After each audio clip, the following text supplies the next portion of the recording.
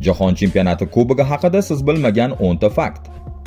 Jahon chempionati kubogini hamma taniydi. O'sha oltin rangdagi afsonaviy sovrin, futbolchilarning uni boshlari uzra baland ko'tarayotgan lahzalari, sekinlashtirilgan kadrlar, havoga sochilgan zarlar va ko'z o'ngimizda yozilayotgan tarix, bularning barchasi futbolning eng buyuk sahnasini yaratadi.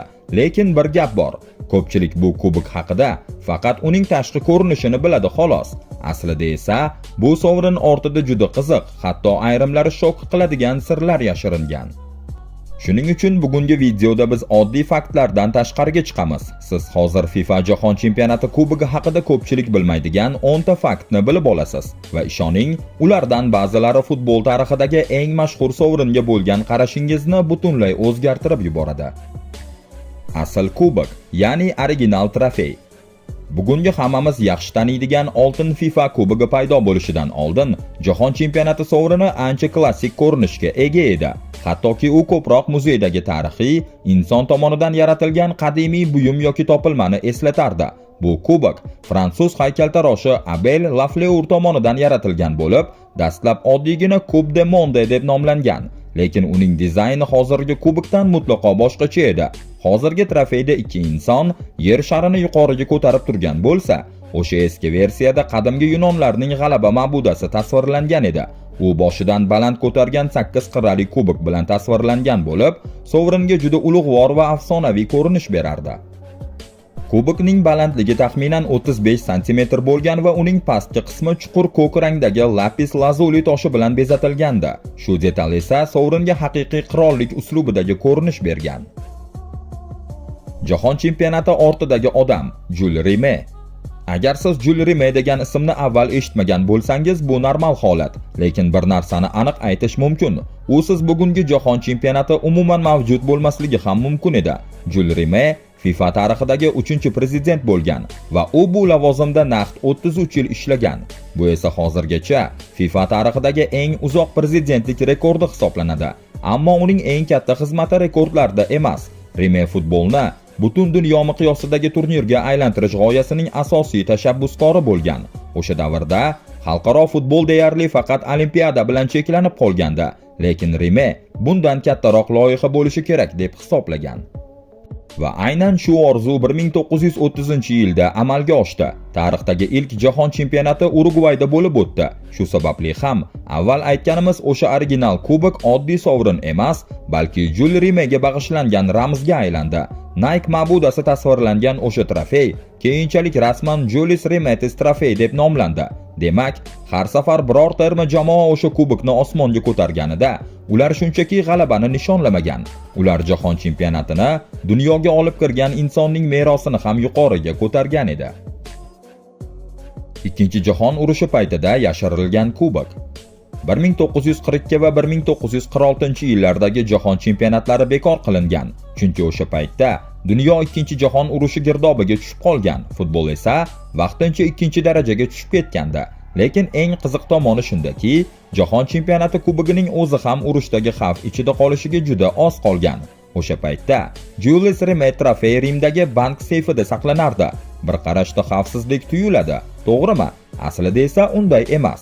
Chunki natsistlar Yevropa bo'ylab hududlarni egallab borayotgan bir paytda qimmatbaho buyumlar musodara qilinishidan jiddiy xavotir bor edi. Shunda FIFA vitse-prezidenti Ottorino Barassi tavakkal qilmaslikka qaror qiladi. U shaxsan bankka borib, kubokni seyfdan olib chiqadi va uni hech kim kutmagan joyga yashiradi. Oddiygina poyabzal qutisiga va o'sha qutini karavati tagiga qo'yadi. Na qo'riqchilar, na maxsus seyf, na maxfiy bunker, faqat bitta odam va uning umidi. Hech kim futbol tarixidagi eng muhim sovrinlardan birini oddiy yotoqxona ichidan qidirmaydi degan ishonch va eng hayratlanarlisi, bu reja ish berdi. Urush davom etayotgan yillarda futbolning eng katta kubogi Italiyadagi oddiy uyda yashirin holda saqlanib turdi. Go'yo futbol yana hayotga qaytishini kutayotgandek. Pickles laqabli detektiv it.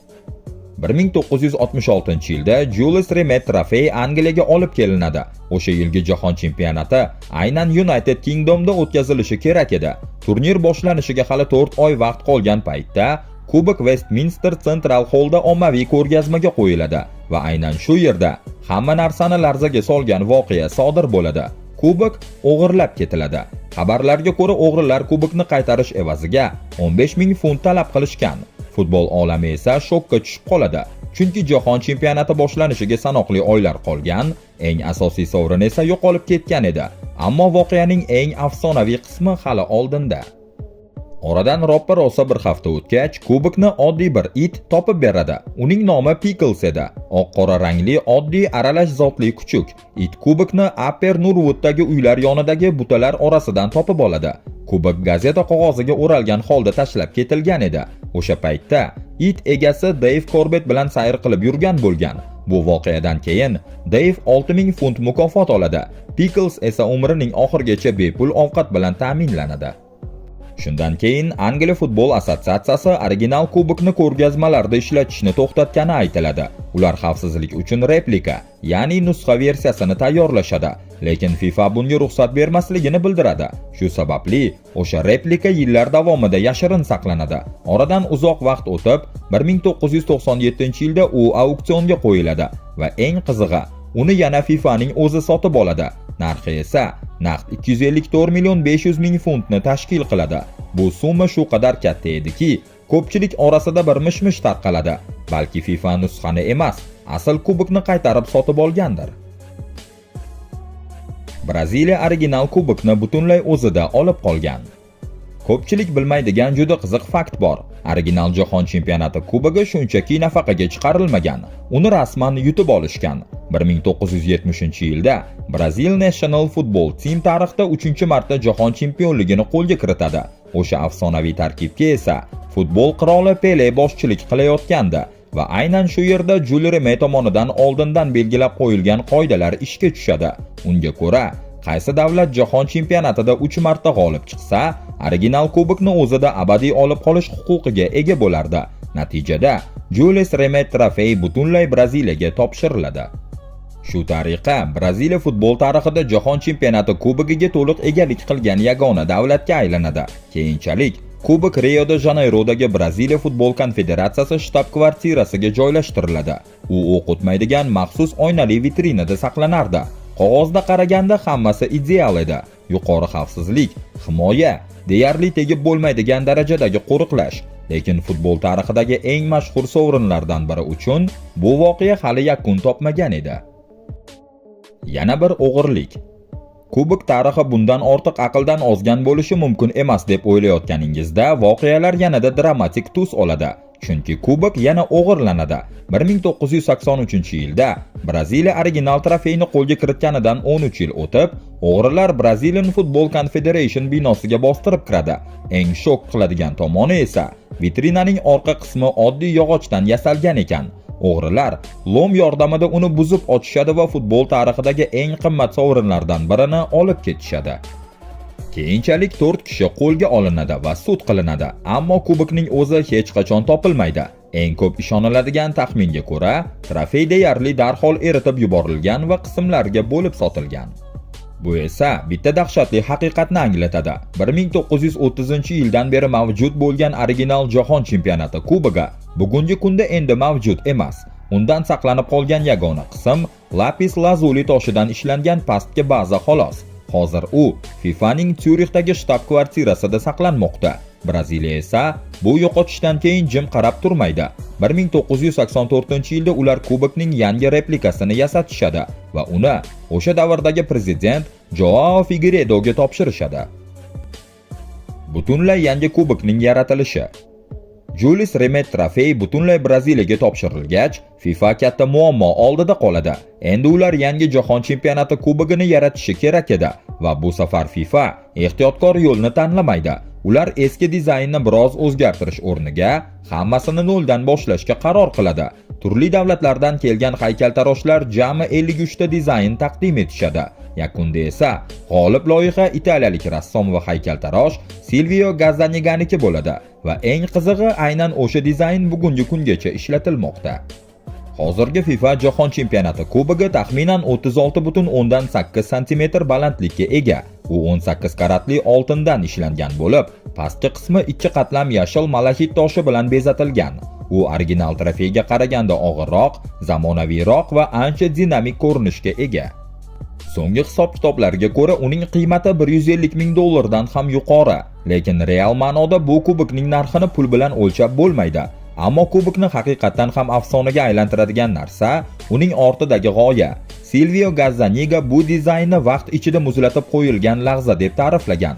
Kubokda pastdan yuqoriga ko'tarilib borayotgan ikki inson tasvirlangan bo'lib, ular yer sharini osmonga ko'tarmoqda. Go'yo butun futbol o'yini aynan futbolchilar yelkasida yuqoriga ko'tarilayotgandek. Uni yutish mumkin, lekin o'zingizda olib qola olmaysiz.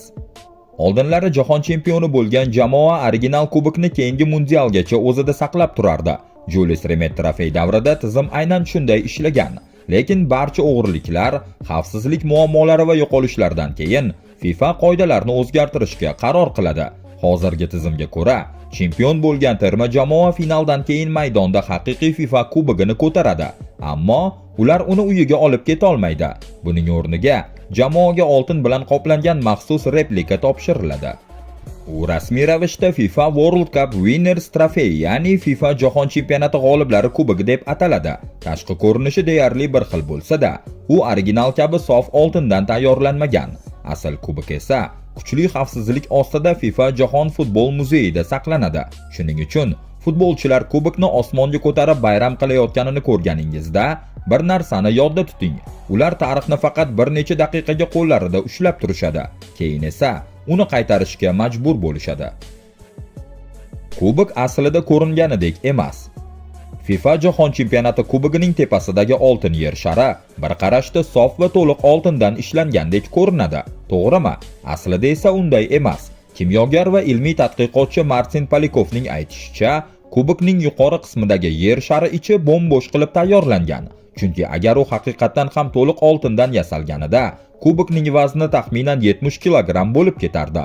Bir tasavvur qilib ko'ring, uni bosh ustiga ko'taradi, jamoadoshlari bilan aylantiradi, bir-biriga uzatadi, g'alabani nishonlaydi. Agar kubok deyarli katta yoshli odam vaznidek og'ir bo'lganida, bunday bayramni qilishning iloji bo'lmasdi. Hozirgi FIFA kubogining vazni 6 kilogrammni tashkil qiladi. Bu ham yengil emas albatta, lekin chempionlik hissiyotida futbolchilar uni bemalol osmonga ko'tara olishadi. Kubokdagi joy tugab bormoqda. 1974-yildan beri har bir jahon chempioni nomi FIFA kubogining pastki qismiga o'yib yozib kelinadi. Lekin hozirgi hisob-kitoblarga ko'ra kubokda yangi nomlar uchun juda kam joy qolgan. Atiga yana bir nechta chempion sig'ishi mumkin xolos va joy tugaganidan keyin hammasi to'xtaydi. Endi boshqa nom qo'shib bo'lmaydi. Bu esa yaqin kelajakda FIFA muhim qaror qabul qilishiga to'g'ri keladi degani. Yo kubokning pastki qismini qayta dizayn qilishadi yoki umuman yangi jahon chempionati kubogini yaratishadi. Eng qizig'i esa bu lahza unchalik uzoq emas. Shuning uchun endi haqiqiy savol tug'iladi. Futbol tarixidagi eng mashhur sovrindagi oxirgi joylarni qaysi davlatlar egallaydi va tarixga nomini navbatdagi bo'lib qaysi terma jamoa yozdiradi? O'zbekistonmikin? Nima deysiz? Agar video sizga yoqqan bo'lsa, albatta like bosishni unutmang. Kanalga obuna bo'ling va izohlarda o'z taxminlaringizni yozib qoldiring. Keyingi videolarda uchrashguncha salomat bo'ling.